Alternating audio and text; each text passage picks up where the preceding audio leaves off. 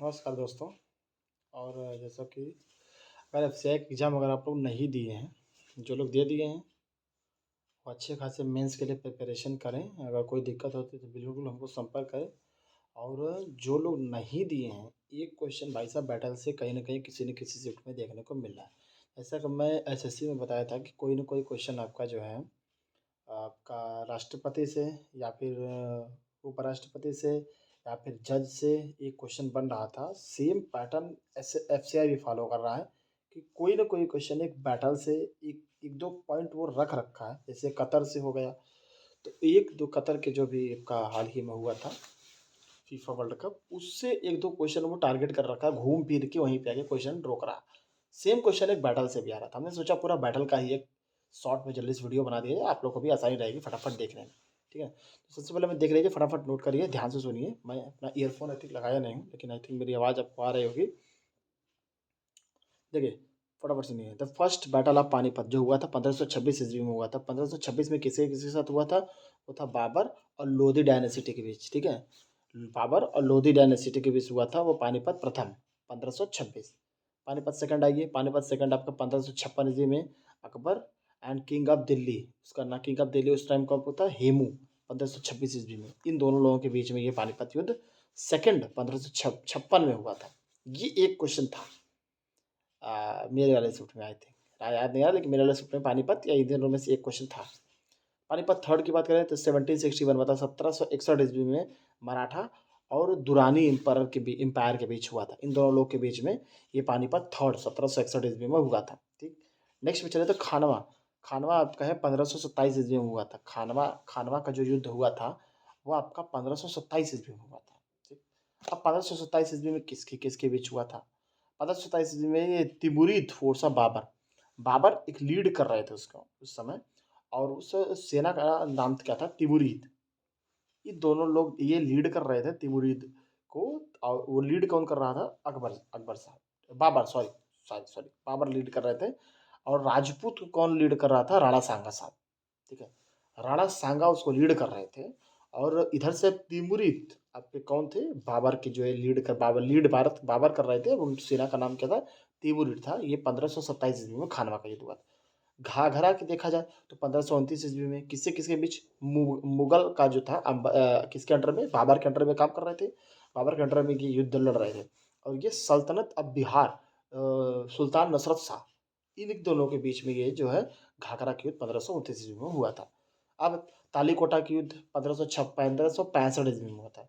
1565 ईस्वी में Vijayanagar empire and Deccan सल्तनत, विजयनगर और दक्कन, इन दोनों लोग के बीच में जो है आपका तालीकोटा 1565 ईस्वी मतलब 1565 ईस्वी में हुआ था। हल्दी घाटी देखा जाए 1576 सबसे बेस्ट और मोस्ट इंपॉर्टेंट, यहाँ हमेशा किसी न किसी एग्जाम का पार्ट बन जाता है। 1576 ईस्वी में 1576 हल्दी घाटी महाराणा प्रताप और अकबर फोर्सेस के बीच, जिसको लीड कौन कर रहा था? अकबर। अकबर के लिए मानसिंह फर्स्ट उसको लीड कर रहे थे अकबर की सेना में, और इधर से महाराणा प्रताप जी उसको लीड कर रहे थे।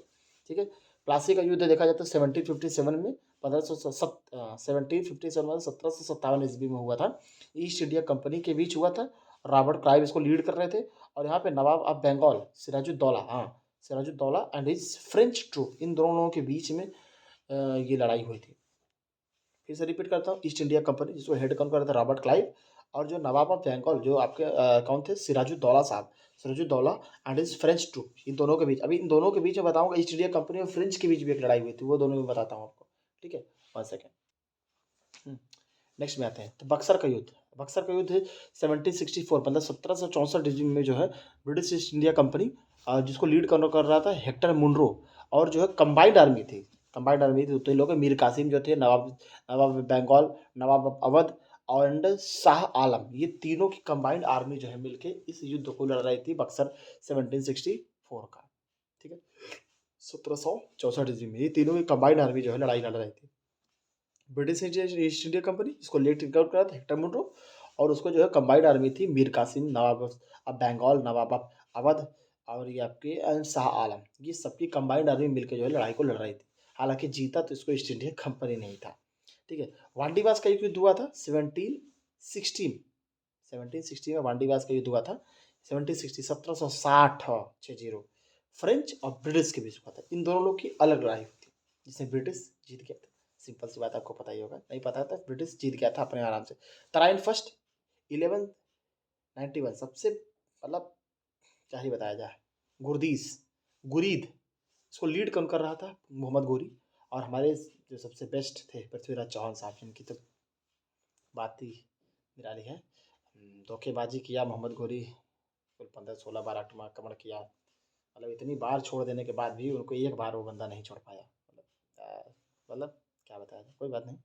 कुरीद उसमें जो है हार गए थे, लेकिन तराइन सेकंड जब 1192 हुआ था उसमें गुरीद जीत गए थे। उसको लीड कौन कर रहा था? मोहम्मद गोरी ही लीड कर रहा था। सोमनाथ टेम्पल के बाद ये वाला मैटर हुआ था, जो उस टेम्पल को जो उसने तोड़ ओड़ दिया था, ठीक है। उसके बाद चौसा का युद्ध हुआ था 1539 1539 ईस्वी में। मुगल एम्पर हुमायूं एंड अफगानी से कौन थे? शेरशाह सूरी। ठीक। मुगल एम्पर में कौन था? हुमायूं थे। और दूसरी तरफ अफगानी में कौन थे? शेरशाह सूरी। इसको जीता कौन था? शेरशाह सूरी नहीं जीता था, ठीक है। इसको शेरशाह सूरी नहीं। फिर सेकंड भी युद्ध कन्नौज में हुआ था 1540 में। 1540 ईस्वी में फिर यही लड़ाई हुई थी इन्हीं दोनों, हुमायूं और आपका ये क्या नाम है, शेरशाह सूरी के बीच। इन दोनों के बीच भी यही लड़ाई हुआ था। कन्नौज का युद्ध 1540 ईस्वी में हुआ था। इसमें भी शेरशाह सूरी जीत गए थे, ठीक है। ये आपके थे कुल बैटल। आपके टोटल जो बैटल अभी अभी जो सब मोस्ट इम्पोर्टेंट बैटल जो आपके थे वो मैंने आपको करा दिए। इस बैटल को अगर आप आराम से एक दो बार वीडियो को 2x पे या 1.5x पे जल्दी जल्दी कंप्लीट कर लेंगे, दो बार देखेंगे 3 मिनट से लगेगा, 3 से 4 मिनट वीडियो आपका कंप्लीट हो जाएगा। और दो बार अगर सुन लिए, 10 मिनट रील देखने से फुर्सत मिल जाए तो भैया 10 मिनट कान में ईयरफोन डाल लो अपना, और 10 मिनट का टाइम में तुरंत दो दो बार देखोगे, फट से दिमाग में एकदम फटाफट फटाफट कहानी की तरह रट जाएगा, ठीक है। चलिए, thank you very much. Channel subscribe जरूर करिएगा, क्योंकि बार बार वही खाना ठीक भी नहीं लगता है। चलिए ठीक है, ओके, गुड नाइट, जय हिंद साहब। एंड बाबा, ये पीछे मेरा बोर्ड है, पढ़ाता तो मैं खैर इसी पे, ठंडी के चक्कर में जो जहाँ बैठ जाओ वहीं पढ़ाने लग जाओ, ठीक है। Thank you very much, bye bye, take care, Jai Hind.